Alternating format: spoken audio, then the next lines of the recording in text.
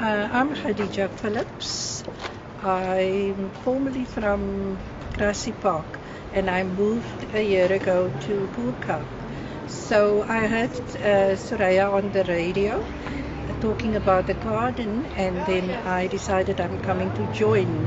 And I wasn't sorry I joined the garden because I didn't have all that hugs before like I got here. And I harvest a lot of the veggies here out of the garden, and I made lovely dishes from it. And we enjoy being together as a family here. And every week I come and do something in the garden. In COVID, yeah, we couldn't came here, and it was frustrating. We had to stay indoors. We couldn't harvest. We couldn't come out and plant, and it did really affect the ladies, all of us. So it wasn't nice for us to be indoors and not gardening. So, how did the garden help you make friendships after COVID? How did it help? How did it help make friendships? Yeah. Yeah, we just had little meetings over the WhatsApp calls, and that's how we came together on the WhatsApp calls. But otherwise, we had to stay indoors. So it really affected us, yes. Well, all I can say is that I lost my husband 3 days before lockdown last year, and the gardens mean everything to me. I'm a member of Saboka, and Ruwaida Majid, actually, which is the head gardener of Saboka, who helps people now with the community home gardens in Bokaap. She actually inspired me to have my own garden at home, and she assisted me with it. Well, I have to self-sustain, you see, so I'm actually a member of Saboka also, because I also harvest my things that I need from the gardens, because I'm into baking and cooking. So yes, that's my thing. As you know, my name is Fatima. I'm from Bokaap. I was a preschool teacher, cook. I gave up everything at the age of 54. I wanted to, as a community worker, I wanted to just take my time with community work. And the sustainable garden, which is in the Kustas, was one of those projects. It was a project that was started about a year or two back, before COVID, where we already approached the owners of the Kustas if we could plant there for our community, because we have different statuses in our community. We have poor people living up in the flats, and we have a nice lekker karre, lekker huise hieronder. So you see, we need to sustain ourselves, and we need to sustain those in need. I am part of the Saboka, and I started with the gardening with the group of Saboka here, and I enjoyed myself, and it was a place to come to with the elderly. Oh, it was lovely just to come and sit and have a nice time and get all the stress out of you and work in the garden. And it was most enjoyable until they closed the gates for us. It seems it is a thing. I don't know if it's in the world or in this country or where, but it's everywhere, that women get suppressed when they stand up to do something and to move forward. It's like they are being kept just there. Like you belong in the kitchen. You must do whatever your husband say, whatever you must do in the house. And in Islam, woman was freed from slavery. When our Prophet ﷺ was sent, the last prophet, Allah, our Creator, freed us. We got that emancipation from such things. We're nobody's slaves, but the slave of the Almighty. And another thing is, we were very hot so when these gates were both closed, especially the elderly. And we didn't have a chance to water properly, because we had to water through the side of the gates here, and we couldn't reach the other side. And to the left side, stuff died. And then we went to Lion Street up here, and we started watering from there. We got a house from a very nice gentleman, and the lady opposite the road, she offered that we can use our water, and we used water also from the washing and all that we brought, recycled water, and we watered from that side. And then suddenly the small gate was open, and then we're back, because now we can really do things and plant. The plants is still there, the crop is still there. We have harvested such beautiful tomatoes, look like pomegranates, tomatoes looking like pomegranates, and celery and all the salad stuff, chilies. So if we were given the opportunity, we could have really fed a lot of people by this time already. And now we're doing some winter cropping. So we're trying our best to help those who cannot help themselves. And in that, we're also helping ourselves by fulfilling our inner selves, in the sense of being out there for others, so that we can get that happiness and the satisfaction in our hearts that we are doing something which our Creator wants us to do. Yes, hi, I'm Lucida Emerin, and I would like to say that I was very much part of the history of the garden, because I participated, or I attended the school or classes of the late Chef Bully, and he was the one that initiated this. But he was such a very good speaker, very, very dynamic, and it was always overcrowded. There was never enough space there. There was always an overflow, and with the result that he felt and the people felt, it is so exciting this, and everybody can't get in. He decided we need a bigger premises for it. And then he went to look at premises, but the thing is, the people, Sheikh Bully initiated the whole thing, but the people donated money, and Sheikh Bully had many big functions to raise the funds, and then the people used to give 10 cents per brick towards it, and that is how they accumulated the money. In what year was this, if they gave 10 cents? Because 10 cents must have been a lot of money then. Yes, 10 cents, those years were a lot of money. It was about in 1972, around about there. Yes. And we just paid about 3,200 rand for it at the time, approximately. And that even was a lot of money. So he went to look for premises, and we first went to one premises in Leuven Street, and we weren't successful there. And then we went to look at this one at the Kustas, which is called the Kustas. And why it is named the Kustas is because a group called the Costas, a gang actually, they frequented this, and that's how they ended up with the name called Costas. But you know, the people in Bokaap, they have their own dialect here, and they changed it to the Kustas. But the thing is, since Suraya initiated this, and I was very impressed, because all the time we said the developers are coming here for the properties, and they said the civic, many people in the civic said we must take over all the little lands and make it into gardens, but nothing ever happened to that. But when Suraya suggested this about the Kusta, to open the sustainable gardens, she didn't say we're going to do it. We did it, and we started immediately, and it took off so very well. And we have over 150 people, if not more, on the chat almost immediately. And we got a very exciting teacher for us who taught us the permaculture, so everything was beautiful, organized, and that's how it started.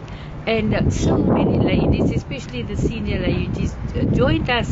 And it made such a big difference to the ladies to have company, to come out, to enjoy themselves in a different way, and to do something for the community at the same time.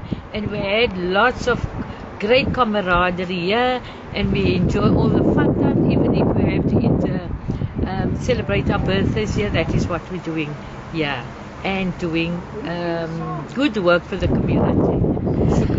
I believe that, so there are people who are saying you didn't have permission to do this garden, but on the other hand, this garden was just a rubble dump before, was it? And then also it seems that in Islam, one of the pillars of Islam is actually to give, to help the needy and the poor. So how do you respond to people who say you don't have permission and or didn't want you to have this and to lock the gates?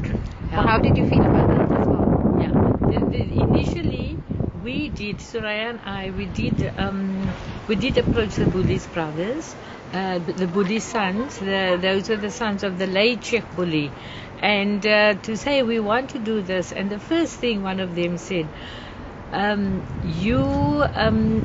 yes, you definitely can use it, because my father said this was for the community, and the community raised the funds, and he did a lot to do the functions to raise funds, but the community did a lot.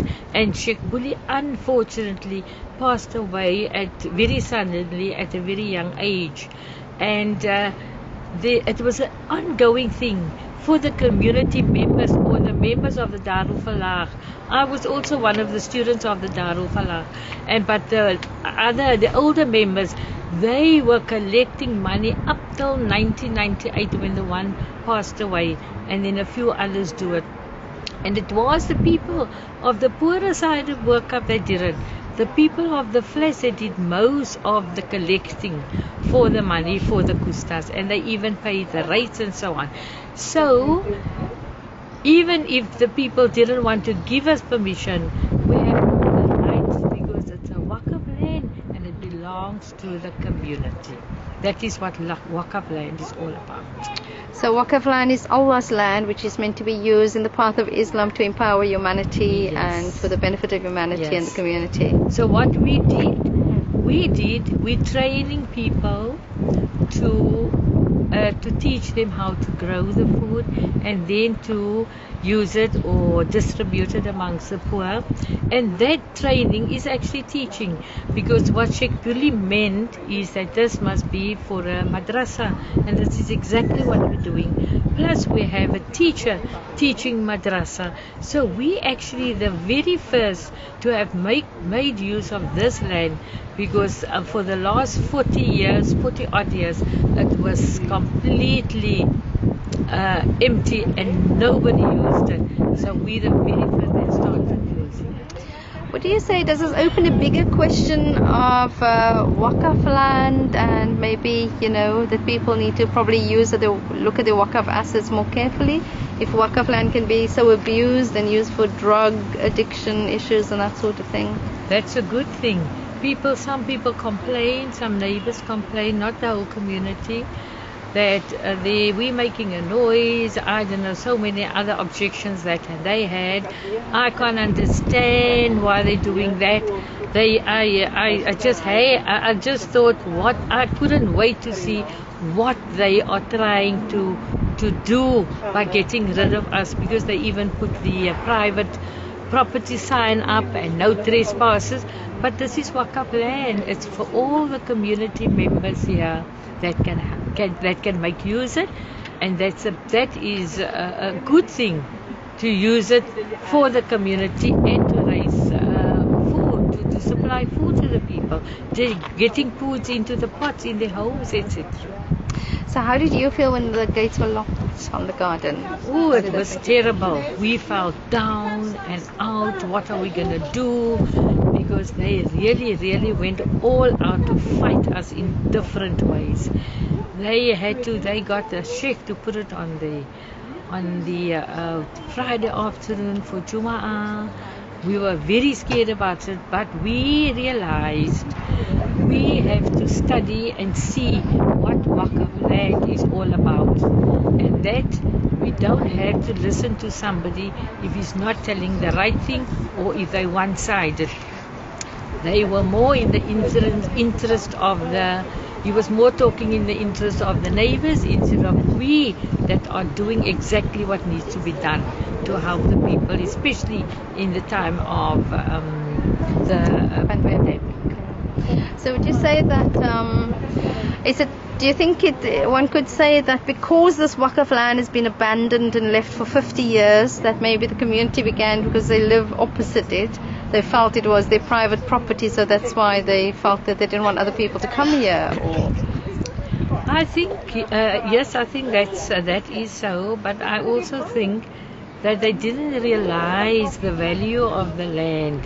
When we started doing this, then they realized, my word, this is a great thing that these women are doing, and they're using it, whereas it was just lying here. So then they realized, then all the interest came. It's like Soraya said in the paper one day, where they came with their grubby paws. They wanted to come now. So, but we are first, and what is wrong with us? So we'll just have to carry on, and we're enjoying it, doing it, and we're gonna make a great success of it. Okay, my name is Naisley, and I'm from Sabuka, a member of Sabuka, and COVID has really impacted on all of us as community. Most of our people has lost jobs, and we have tried to grow some vegetables here for the families, etc., etc. So it has impacted on many families here in Bokaap, and I feel that we should make a difference here in Bokaap by growing vegetables for them. Yes, I was very sad, because to think that you get people to be so nasty and lock the garden where other people cry out for food. yeah, because food is really life, isn't it? And Yes. I think that the women were quite affected. Yes, we were, because we tried our utmost best to keep it open, but unfortunately there was bad elements around us that wasn't happy with us to have this done for the poor and the needy. As personally, because humanity, you strive to give somebody else food if they haven't got. That's the main thing, and I mean, as Muslims firstly, we should know all that. My name is Mary Khatib, and I train people to do organic vegetable gardens using no money, but to have luscious gardens. And I was asked to come out here during the lockdown to come and train people to do gardens. Normally I would go to Malawi, but because of the lockdown, I couldn't train people there, so I thought, okay, I'll do it here in Cape Town. Then, when I asked, can I have a picture of the garden?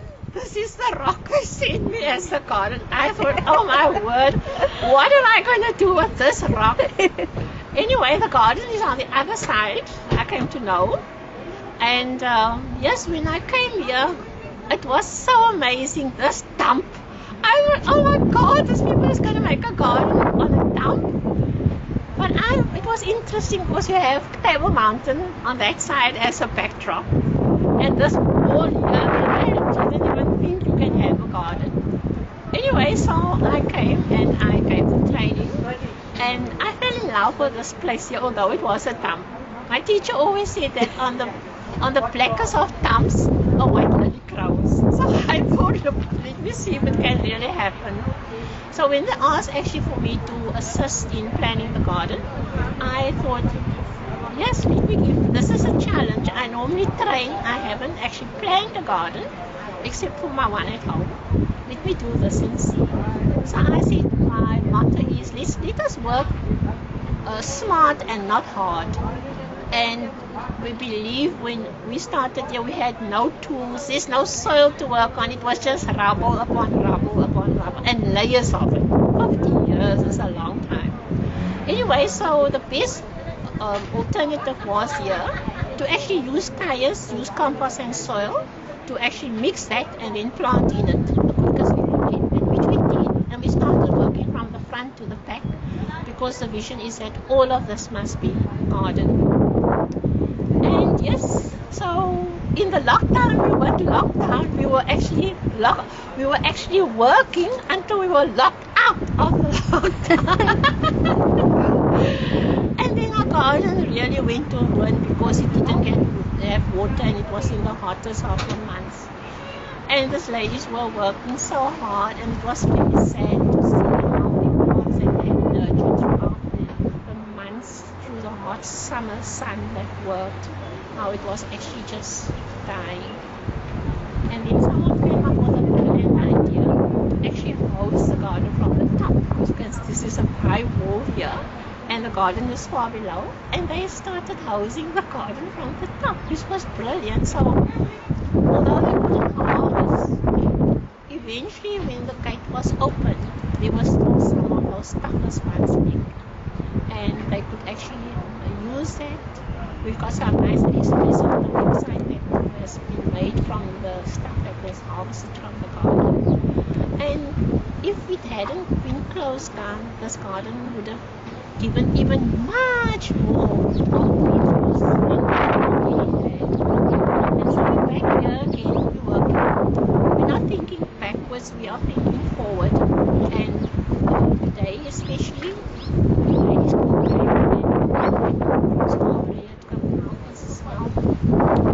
planting the tires. We fold the tires and people donated soil and compost and mulch, and someone donated our lunch for us today, which is amazing. And so the spirit that we have here at the Koesters is the one where you werk at your broek pas. And I'm not going to say the rest because it all rhymes with Koesters and you can use your imagination. I guess we'll do that a little bit later. So this garden is going to be fantastic, and when it's opening, you must all come and see our garden. Yes, of course. And he donated towards the garden as well, and we're very thankful for that. Thank you very much. Yes, this is really a very famous spot. So there's been celebrities and there's been students from all over South Africa, and him being from Nigeria, I think, and America. So the UK. Yeah, yes, UK. And so, I mean, we're very international here, so people should actually come. As soon as we have an opening, you must come. I think because most of the people know what the rubbish dump it was, and all the vices that happen here. I don't even want to mention what it entailed here. And everybody around that is kind towards the garden has actually admired the work that has been done. It's not for them, it's not an eyesore sight to look out of the windows and now see the garden. And yes, everybody's happy, that is appreciative of the garden. Tell us what your name is and what this garden is my name is meant. Ali. I've been staying most of my life here in Bokaap. I always wanted to do something for the community, and then I met Soraya Puli, and she was busy with this project. It was at the Koesters, it was a rubble dump, and she wanted to turn this, she wanted to turn the rubble dump into a sustainable garden to feed the community, and I liked that, and I volunteered. So then I came here and I started working, helping out, and then I found out that they were doing training, and I did a training course. Someone sponsored me. And from there, I was unemployed that time, and then I decided to do work for the people in the community, and I got a little income from that. And Mariam Khatib trained us, and I'm very grateful to her for teaching us. So you actually use the skills that you learned in the organic gardening training to provide employment for yourself, is that what you're saying? That's what I'm saying, yes. That's fantastic. Thank you.